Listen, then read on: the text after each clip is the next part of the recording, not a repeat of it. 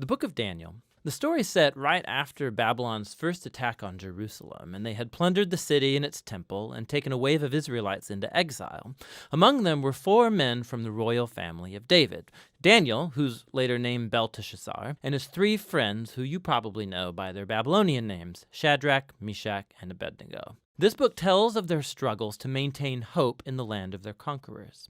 The book's design seems pretty simple at first. Chapters 1 through 6 contain stories about Daniel and his friends in Babylon, while chapters 7 through 12 contain the visions of Daniel about the future. But this 2-part shape is made even more interesting by another design feature, and that's the book's language. It begins in Hebrew, the language of the Israelites, but chapters 2 through 7 are written in Aramaic, a cousin language to Hebrew spoken widely among the ancient empires. But then in chapters 8 through 12, it goes back to Hebrew.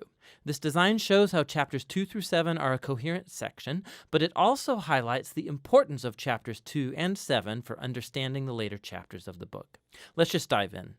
Chapter 1 introduces the basic tension of the first half of the book. Daniel and his friends, they're really wise and capable, and they're recruited to serve in the royal palace of Babylon. But they're pressured to give up their Jewish identity by living and eating like Babylonians and violating the Jewish food laws found in the Torah. So they refuse, and they choose faithfulness to the Torah, and it puts them in danger. But God delivers them, and they end up being elevated by the king of Babylon. After this begins the Aramaic section, which you'll see has this really cool symmetrical design. So first, the king of Babylon has a dream that, it turns out, only Daniel is able to interpret. It's about a huge statue made of 4 types of metal, and it symbolizes a sequence of kingdoms, and the head is Babylon. But then a huge rock comes flying in, and it shatters the statue, and it becomes this huge mountain. Now, this dream is the first of many symbolic visions in the book, and this one introduces the basic storyline of them all. Daniel says that the statue represents a train of human kingdoms following from Babylon, and they will all fill God's world with violence. But one day, God's kingdom will come and will confront and humble the arrogant kingdoms of this world and fill the world with the healing justice of God's reign and rule. After this, chapter 3 tells the famous story of Daniel's 3 friends who refuse to bow down and worship a huge idol statue, which, like the statue in chapter 2, represents the king and his imperial power. And so the friends are persecuted. They're thrown into a fiery furnace, but God delivers them from death, and they're exalted by the king who now acknowledges their God as the true one. After this come a pair of stories about 2 Babylonian kings, the father, Nebuchadnezzar, and then his son, Belshazzar. They're both filled with pride because of their imperial power, and so, like in chapter 2, God warns them both through dreams and then visions, which, also like chapter 2, only Daniel can interpret. He says that both kings are to humble themselves before God, and both kings arrogantly resist. So Nebuchadnezzar is stricken with madness. He becomes like a beast in the field.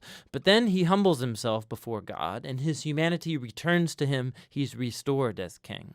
This is in contrast with his son, Belshazzar, who doesn't humble himself before God, and he's assassinated that very night. Now, these 2 stories draw this imagery from Genesis chapters 1 and 2 and Psalm 8, where humans are depicted as the royal image of God. He's given them authority to rule over the beasts of the field and the birds of the air on behalf of God, who is the world's true king. But when human kingdoms forget that, when they rebel and make themselves and their power into a God, they become less than human, like violent beasts who will face God's justice. Which brings us to chapter 6, the pair of chapter 3. And this time it's Daniel who's being persecuted because he refuses to pray and worship the king as a god. And so, like the friends, he's sentenced to death and he's thrown into a lion's den. But God delivers him from the beasts, and like the friends, the king exalts Daniel and praises his God, which brings us to chapter 7. It's the pair of chapter 2 and the center of the book where all its themes come together.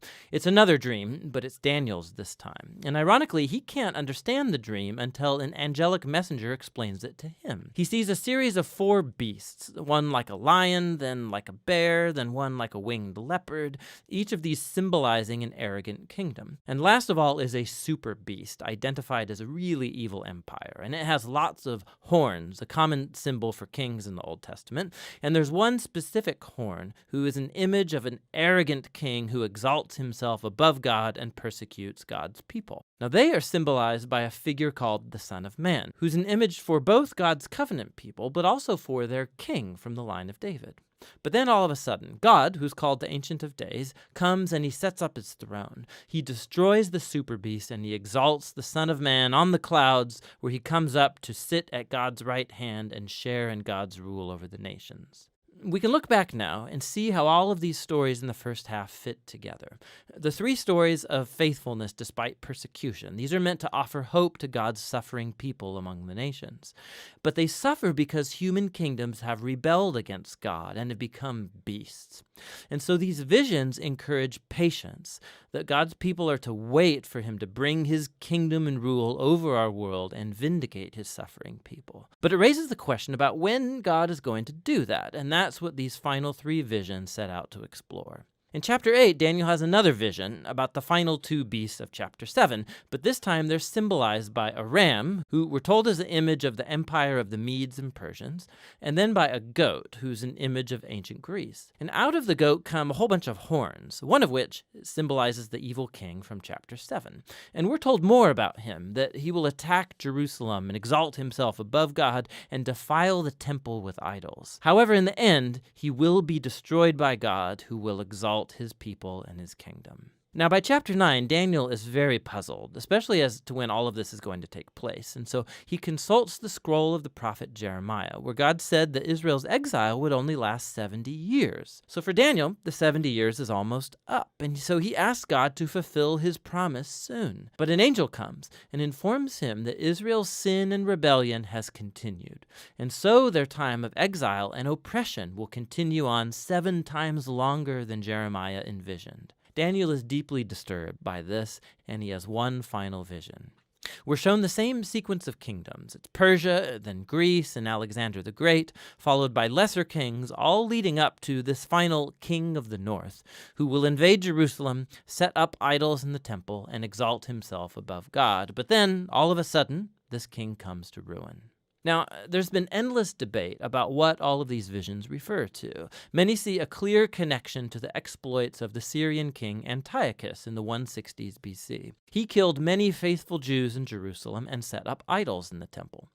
Others think it points forward to the Roman Empire's role in the execution of Jesus and the destruction of Jerusalem and the temple in AD 70. And still others think it will be fulfilled in future events that have yet to happen when Jesus will return. Now the problem is that the symbols and the numbers, they don't quite match any of these views perfectly. But it opens up the possibility that in a sense they are all right. The book of Daniel has been designed to offer hope to all future generations of God's people. It did so in the days of Antiochus's empire, and it has ever since. This is why Jesus could use imagery from Daniel to describe and confront the oppressive leaders he confronted in Jerusalem. This is why John, the visionary who wrote the Revelation, could adapt Daniel's visions and apply them to Rome of his day and also all future oppressive empires. And so the point of Daniel is that all generations of readers can find here a pattern and a promise. It's a pattern that human beings and their kingdoms become violent beasts when they glorify their own power, when they redefine right and wrong and don't acknowledge God as their true king. But Daniel also holds out a promise that one day God will confront the beast. He will rescue his world and his people by bringing his kingdom over all nations. And so for every generation, this book speaks a message of hope that should motivate faithfulness. And that's what the book of Daniel is all about.